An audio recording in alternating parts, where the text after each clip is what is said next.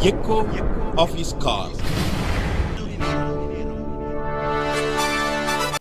Dear brothers and sisters, मेरे प्यारे भाइयों और बहनों, I thank God for this wonderful opportunity again. परमेश्वर को मैं धन्यवाद देना चाहता हूं कि इस सुंदर समय के लिए। After seeing this message, please subscribe for this channel ये शीर्षक को सुन करके आप सभी लोगों को निवेदन करता हूं सब्सक्राइब करने के लिए and share this message to other people. और ये संदेश को दूसरे लोगों के भाइयों के बीच में बांटिए। This morning I would like to share a special message regarding the blessings through our churches. आज की सुबह में एक विशेष संदेश आप लोगों के बीच में बांटना चाहता हूं कि परमेश्वर से की आशीष पाना। It's a great privilege for us to be a part of a church. कलीसिया के द्वारा कैसे आशीष पाते हैं उसके बारे में बताना चाहता हूं। Whatever the name of the church चाहे जो भी कलीसिया का नाम भी हो, and whatever the size of the church, चाहे छोटे हो या बड़े हो, if 2 or 3 people gather in a place, God will come down and bless the people. जहाँ पे एक और दो परमेश्वर के नाम से इकट्ठा होते हैं वहाँ परमेश्वर का उपस्थिति रहता है। The church is called as the name Ecclesia. और कलीसिया मूल शब्द की एक्लीसिया की शब्द से आया है। The meaning is the people, those who are called out for a special purpose. कलीसिया का अर्थ है कि परमेश्वर के लोग परमेश्वर के द्वारा बुलाया गया लोगों को कहा जाता है। There is a special reason for having a church in this world. कलीसिया या आराधना करने का एक उद्देश्य है। Bible says, I have found out a group of people. Bible कहता है कि मैंने एक चुने हुए लोगों को पाया हूँ। They will keep on praising me. वो लोग मुझे हर समय सर्वदा उसकी आराधना करेंगे। The church is a holy family. हम जानते हैं कि कलीसिया एक पवित्र लोगों को लेकर के बनाया गया है। It is a group of born again people. यहाँ पे देखते हैं कि जो लोग पुनर्जन्म नया जन्म पाया है उन लोग कलीसिया में आते हैं। It is the body of Christ. ये यीशु मसीह का देह है। So we are the parts of the holy body of the Lord Jesus Christ. जितने भी विश्वासी हैं वो सारे लोग प्रभु यीशु की एक देह या एक अंग है। Please read Acts chapter 14, 22 and 23. अब मेरे साथ खोलिए कि प्रेरितों का काम उसकी 14 अध्याय 20 से लेकर के 23 तक। Church is related to God as He has bought this through His blood. कलीसिया परमेश्वर से संबंधित है जैसे कि उन्होंने अपने खून अपने लहू के द्वारा खरीदा गया है। Ephesians chapter 5 verse 32 says, this is a great mystery. इफिसियों उसका 5 उसकी 32 में लिखा गया है कि कलीसिया एक बड़ा भेद है।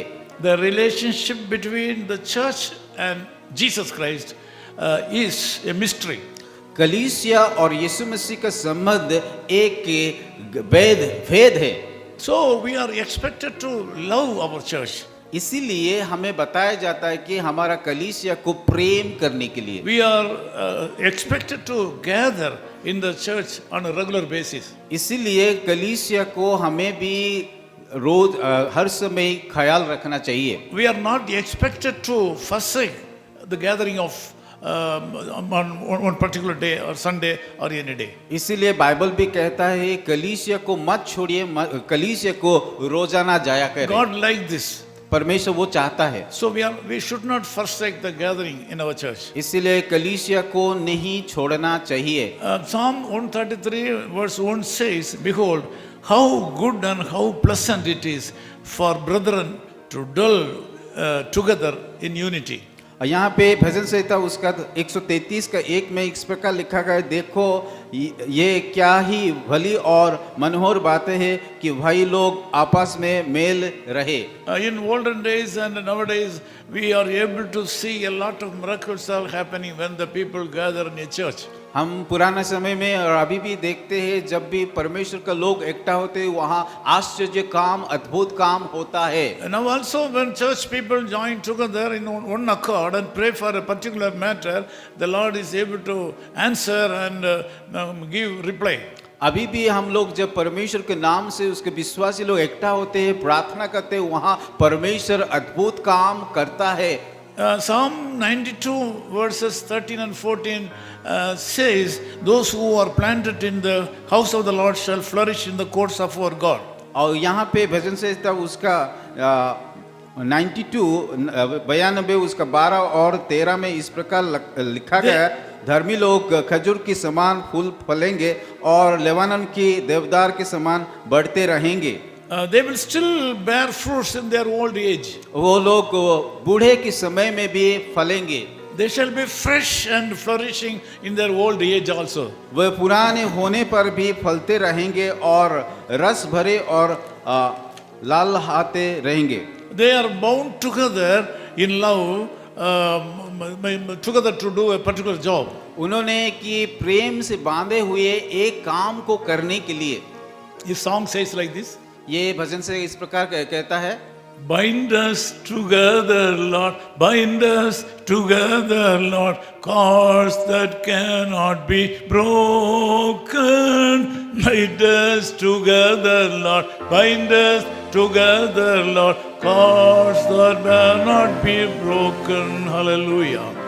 Like that, we are not supposed to be splitted in the church. कलीसिया में हम सभी लोगों को बताया गया कि एकजुट हो करके रहने के लिए We should be tied strongly for the edification of the church and the people. कलीसिया की उत्साह करने के लिए हमें एकजुट एकता में रहने के लिए बताया गया है। We are really expected to be planted in our church.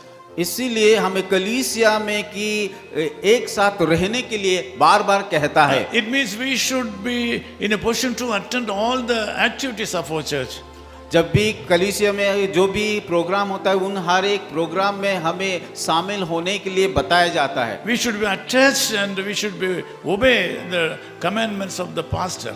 हमें कलीसिया से लगे रहना है, उसके साथ साथ के पासवन का बातें को भी मानना है। As I told you already, if you are deeply rooted in your church, you will be able to flourish in your life. जब हम कलीसिया के साथ जुड़े रहते हैं तो हमारा जीवन में तरक्की आएगा। Now you have to take a decision इसीलिए आज हमें एक निर्णय लेना है to respect your church, हमारी कलीसिया को आदर करना, to honor your church. हमारे कलीसिया को सम्मान देना है। You are not in the habit of attending your church on every Sunday at least. Now you have to take a decision. शायद आप लोग की हर रविवार को कलीसिया को नहीं जा पा रहे, पर अभी से आदत बना ले कि हर एक रविवार को जा करके उसकी उपासना करने के लिए। By that way you will be blessed.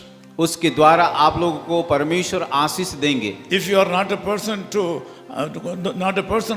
is attending not a person who is not attending the church regularly. अगर आप लोग कलीसिया को पिछले समय में नहीं जा रहे थे, now you have to take a decision to find out your church according to your will. आज परमेश्वर की इच्छा के अनुसार हमें कि उसके सम्मुख में एक निर्णय लेना है कि आने वाला दिनों में जा करके कलीसिया में शामिल होने के लिए। You should be a part of a church. हमें कलीसिया के साथ रहना है। You should obey the commandments of your pastor and work with him. उसके साथ साथ कि हमें पास्टर का बातों को मानना है और उसके साथ मिल करके चलना है। After some years, if the Lord calls you to do some work in a different place as a missionary or a pastor, you should get the blessing of your pastor and go. और उसके साथ अगर परमेश्वर भविष्य में आप लोग को बुलाते हैं कि उसकी सेवा करने के लिए, तो आप लोग उस सेवा को करिए। By that way you will be able to enjoy flourishment in your life. उसके द्वारा परमेश्वर आप लोगों को आशीष देंगे। God bless you. परमेश्वर आप सभी को आशीष दे। Let me pray with you. मैं आप लोगों के साथ प्रार्थना करना चाहता हूँ। Loving Father, thank you for Jesus Christ.